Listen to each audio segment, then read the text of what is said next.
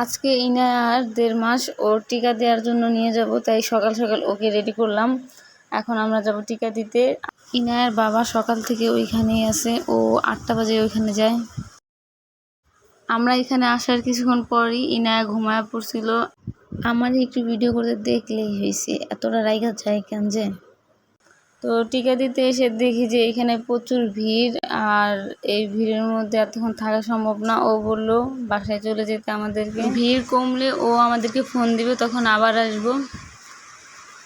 তো তার কিছুক্ষণ পর ও আমাদেরকে ফোন দিয়ে যেতে বলছে আবার। তো আমরা যেতে না যেতে অর্ধেক রাস্তা থেকে বলে চলে যাও, টিকা শেষ।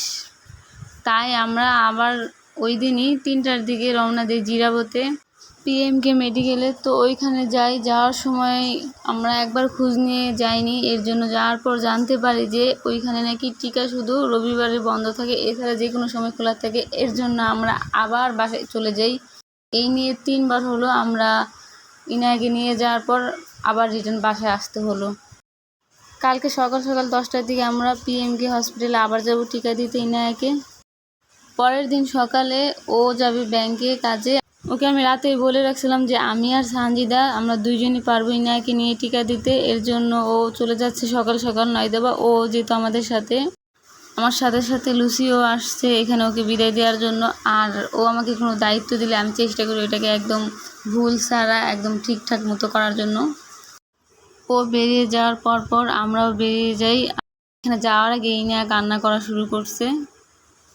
তো যাওয়ার পর দেখি যে একটা বাচ্চাকে টিকা দিতেছে, আর এদিকে আমার ইনায়া খুবই হাসি খুশি মুডে আছে, কোনো চিন্তাই নেই, বা ওকে দেখে খুব ভালো লাগতেছিল যে একটু পর সুই দিলেও কি না করে। ইনায়ার কার্ড হলো কাঠগড়াতে, আর টিকা দিলাম জিরাবতে।